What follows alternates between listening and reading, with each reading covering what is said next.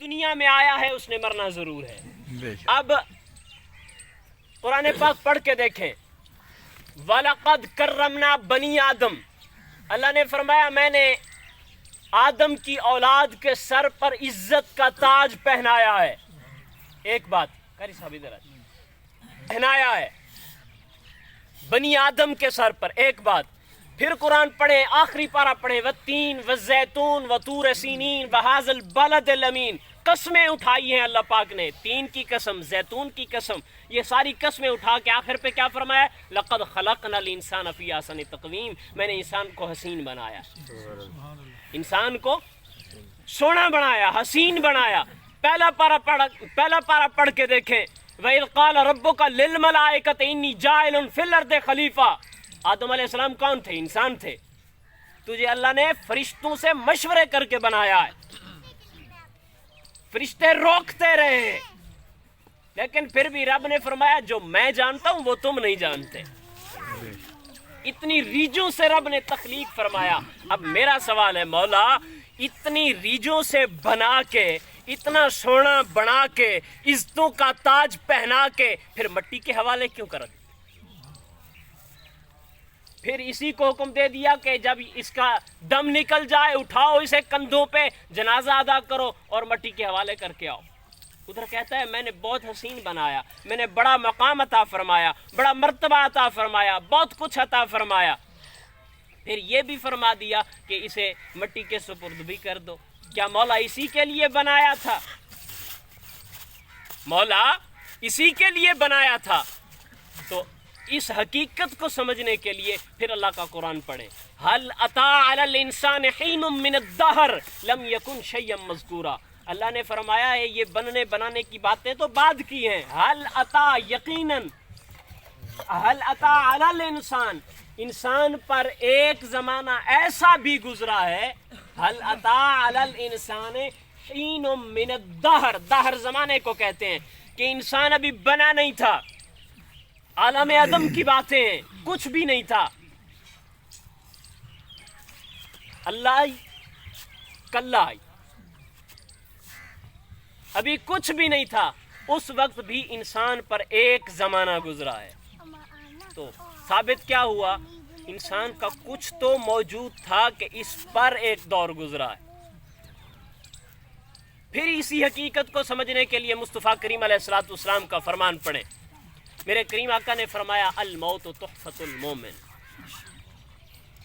الموت تحفۃ المومن، اے میرے بندے، حضور علیہ السلام نے ارشاد فرمایا کہ اللہ نے موت مومن کے لیے تحفہ بنائی ہے، تحفہ بنایا ہے اللہ نے، تو اللہ نے تحفہ یہ دے کر واضح کیا ہے، اے میرے بندے گھبرا نہیں مٹی میں آنے سے، ڈر نہیں اس اندھیری کوٹھڑی میں آنے سے، بس نیک اعمال لے کر آ، سبحان اللہ، سبحان، نیک اعمال لے کر آ، صالح اعمال لے کر آ، اچھا بن کے آ، سونا بن کے آ، پھر دیکھ یہ تیری اندھیری کوٹھڑی اندھیری نہیں رہنے دوں گا۔ سبحان اللہ۔ دیکھیں اللہ نے عزت کتنی دی ہے، مر گیا ہے، اللہ نے کیا فرمایا؟ اسے نہلاؤ، غسل دو، اسے غسل دے رہے ہوتے ہیں تو ایک بندہ ساتھ کھڑا ہو کہ آہستہ ہاتھ لگاؤ یار، آہستہ ہاتھ لگاؤ، یہ بھی تو عزت ہے نا، عزت دی جا رہی آہستہ، اگرچہ اس میں حکمت موجود ہے۔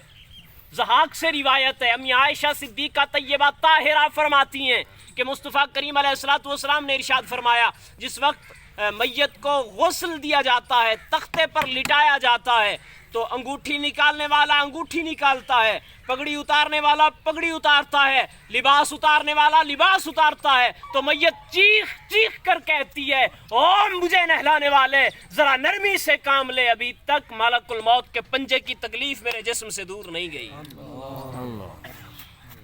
ابھی تک ملک الموت کے پنجے کی تکلیف میرے جسم سے، اگرچہ اس میں حکمت پنہا ہے لیکن عزت بھی تو ہے نا، عزت بھی تو دی جا رہی ہے، قریب قریب ہوا ہیں بھائی۔ بہرحال آخری دو باتیں کر کے بات ختم کرتا ہوں۔ حضور علیہ السلام نے فرمایا موت جو ہے یہ مومن کے لیے تحفہ ہے، تو پھر جس وقت یار یار کو تحفہ دیتا ہے، بیلی बेली नू तोहफा देंदा है, सजन सजन नू तोहफा देंदा है, इंज करके देंदा है, जेदे पास इंज करके देंदा लो चुप रहो, बाकी बोलो। सुभान अल्लाह, सुभान अल्लाह। हमेशा यार यार को सीने से लगा के हंसते हुए तोहफा पेश करता है। तो अल्लाह ने फरमाया ये तोहफा है, अपनी महबूब की जुबान से कहलवाया कि मौत एक तोहफा है, तो इसको हंसते हुए कबूल करो। यार को मिलने का एक रास्ता है, हंसते हुए कबूल करो। तो किस तरह मेरे करीम आका ने फरमाया लक़िनु मौताकुम ला इलाहा इल्लल्लाह, जिस वक्त मौत आ रही हो मरने वाले के करीब खड़े होकर ला इलाहा इल्लल्लाह की तलकीन करो, ये ताकि वो हंसते हुए ला इलाहा इल्लल्लाह मुहम्मदुर रसूलुल्लाह पढ़ते हुए इस तोहफे को कबूल करे। या रसूलुल्लाह अगर आखिरी दफा ये ला इलाहा इल्लल्लाह पढ़ लेगा, ये तोहफा कबूल कर लेगा, तो फायदा क्या होगा? अगली हदीस पाक मेरे मुस्तफ़ा करीम अलैहिस्सलातु वस्सलाम ने इरशाद फरमाया मन कान आखिर कलाम ही ला इलाहा इल्लल्लाह दखलल जन्नह, जिसने आखिरी जिसका कलाम ये होगा कि जिसने ला इलाहा इल्लल्लाह मुहम्मद रसूलुल्लाह पढ़ लिया, अल्लाह पाक उसे जन्नत का दाखिला अता फरमाएगा। अल्लाह करीम उसे जन्नत का दाखिला अता फरमा देगा। इसी तरह एक और हदीस पाक में है मन क़ाला ला इलाहा इल्लल्लाह दखलल जन्नह, हुजूर ने फरमाया जिसने भी जिंदगी में एक दफा ला इलाहा इल्लल्लाह पढ़ा वो जन्नत में जरूर दाखिल होगा।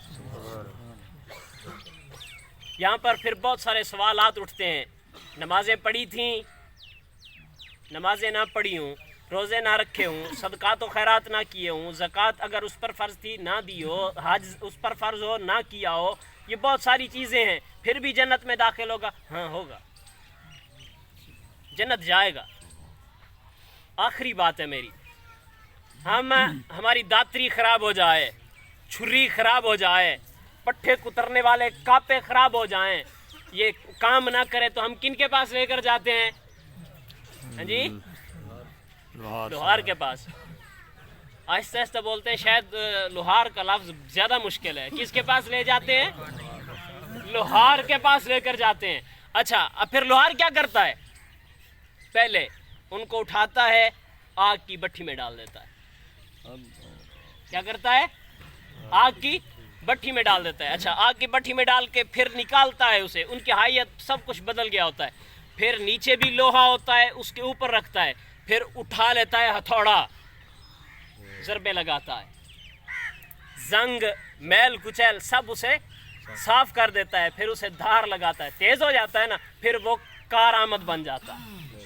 ऐसे है ना, तो ये जितनी गुनाहों की मैल कुचैल होगी इसे उतारना तो है ना। जो समझ गए हैं उनके अपनों को सलाम। इस मैल को उतारना तो है, इसको उतारने के लिए क्या किया जाएगा? पहले भट्टी में डाला जाएगा। कौन सी भट्टी? अल्लाह अकबर, अल्लाह मुआफ़ फरमाए। यानी कि जहन्नम में जिस वक्त ये मैल कुचैल गुनाहों की साफ हो जाएगी, फिर इसे निकाला जाएगा, नहरे हयात में गोता दिया जाएगा, जिस्म बिल्कुल दुरुस्त सलामत हो जाएगा, फिर इसे जन्नत में दाखिल कर दिया। दुआ है कि अल्लाह पाक मेरे चंद कलिमात अपनी बारगाह में